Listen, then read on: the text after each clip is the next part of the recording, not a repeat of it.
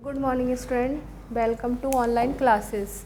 आज हम क्लास 6 और सब्जेक्ट है सामाजिक विषय में भूगोल का पार्ट 3 ग्लोब, अक्षांश एवं देशांतर। तो इसको हम दो भाग में पढ़ेंगे। पहले आज ये भाग 1। तो इसमें आपको पृथ्वी के बारे में पता है कि पृथ्वी हमारी गोल है, लेकिन उसके जो दोनों किनारे हैं वो कैसे होते हैं, चपटे होते हैं और बीच में से उभरे हुए होते हैं। तो पृथ्वी का जो वास्तविक रूप है वो कहलाता है भू-आब।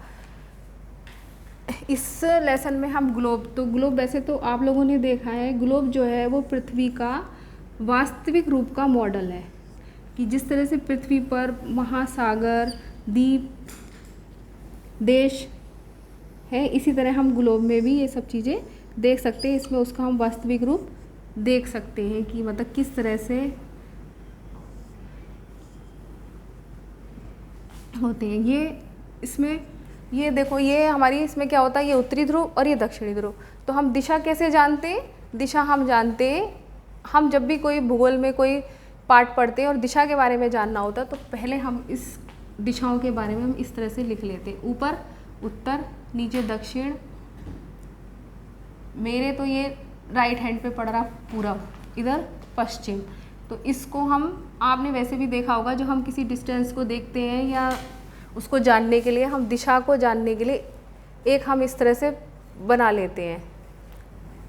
तो ये हमारा उत्तरी ध्रुव, इसमें भी ये हमारा उत्तरी ध्रुव, ऊपर की तरफ उत्तरी ध्रुव, नीचे हमारा दक्षिणी ध्रुव,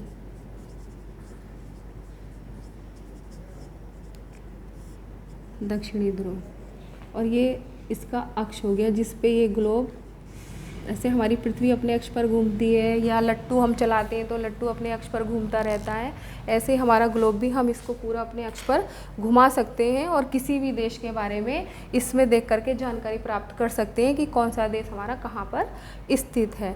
तो पृथ्वी पर जो स्थानों का निर्धारण है, एक सापेक्ष स्थिति, एक वास्तविक स्थिति। तो सापेक्ष स्थिति क्या है कि हम किसी उसको बताने के लिए, किसी देश को बताने के लिए कि ये मतलब किसी प्रसिद्ध नदी का नाम लें या समुद्र बताएं या फिर हम कोई भी पर्वत बताएं कि उसके पास वो देश स्थित है, तो वो स्थिति कहलाती है सापेक्षिक स्थिति। और ऐसे ही वास्तविक स्थिति, जैसे आपसे कोई एड्रेस पूछ रहा तो आप अपने घर का एड्रेस बिल्कुल एड्रेस ऐसे बताते हो कि सीधा वो आपके घर पर पहुंच जाए। तो इसी तरह से हम किसी देश के बारे में बताएंगे कि उस समुद्र के बिल्कुल बराबर में जैसे श्रीलंका है, तो श्रीलंका भारत के दक्षिण में है, तो हम इसकी भौगोलिक स्थिति बता सकते हैं कि श्रीलंका भारत के दक्षिण में है। तो उसको हम बोलते हैं वास्तविक स्थिति। हमारी इस पर बहुत सारी पृथ्वी पर काल्पनिक मतलब रेखाएं हैं, काल्पनिक रेखाओं का जाल है। उन रेखाओं में दो रेखाएं जिनके बारे में हम इस पाठ में पढ़ेंगे, अक्षांश और देशांतर। और अभी इस समय हम जो पढ़ेंगे वो अक्षांश रेखा के बारे में पढ़ेंगे। तो ये हमारा उत्तरी ध्रुव और नीचे दक्षिणी ध्रुव, और बीच में जो है ये क्या है, भूमध्य रेखा है। तो भूमध्य रेखा भी क्या है, एक काल्पनिक रेखा है। हमारी जो पृथ्वी है वो गोल है, गोल होने की वजह से इसमें कोई किनारा नहीं है जिस किनारे के द्वारा हम ये पता लगा सके, एक स्थान से दूसरे स्थान की सही नाप पता लगा सके। तो उसको जानने के लिए हमारे पास दो बिंदु हैं, उत्तरी ध्रुव और दक्षिणी ध्रुव। इसके द्वारा ही हम किसी भी स्थान की वास्तविक स्थिति या उसकी दूरी का पता लगा सकते हैं। तो बीच में उत्तरी ध्रुव और दक्षिणी ध्रुव के बीच में एक काल्पनिक रेखा है, भूमध्य रेखा, जो दोनों को बराबर दूरी पर बांटती है। और इस दूरी, ये जो दूरी को बांटती है, इससे ही हम नाप सकते हैं उत्तरी ध्रुव से भूमध्य रेखा के बीच में और भूमध्य रेखा से दक्षिणी ध्रुव के बीच में जो भी देश हैं या उनके बीच की दूरी को हम नाप सकते हैं। जो ये भूमध्य रेखा है, ये किसी स्थान या बिंदु को भूमध्य रेखा उत्तर दक्षिण की और जो कोणीय माप होता है उसको हम क्या कहते हैं, अक्षांश कहते हैं। और इसकी दूरी होती है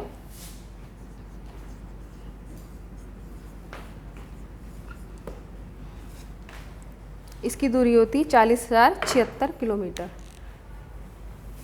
और जो इन दोनों के बीच के कोण होते हैं,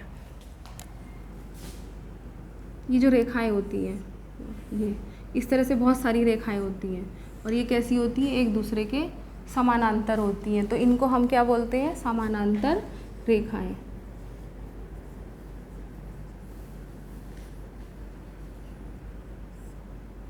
समानांतर रेखाएं। उत्तरी ध्रुव को यहाँ पर इसको, ये जो रेखाएं होती हैं इनको बोलते हैं उत्तरी गोलार्ध।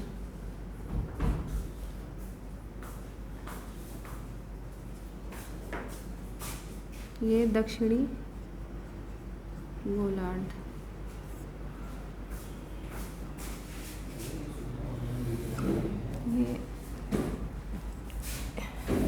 ये जो रेखाएं होती हैं ये पूरी जैसे भूमध्य रेखा है तो ये आपकी पीछे पूरे तक जाती है। भूमध्य रेखा मतलब 360 डिग्री और इसका जो चौथाई पार्ट होता है वो होता है 90 डिग्री। तो हमारा उत्तरी अक्षांश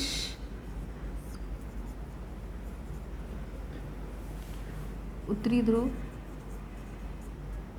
90 डिग्री और दक्षिणी ध्रुव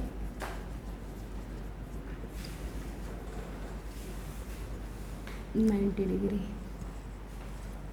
और जो हमारी अक्षांश रेखा है वो 5 होती है। देखिए जैसे ये 0 डिग्री पर भूमध्य रेखा जो हमारे उत्तरी ध्रुव और दक्षिणी ध्रुव के मध्य में होती है।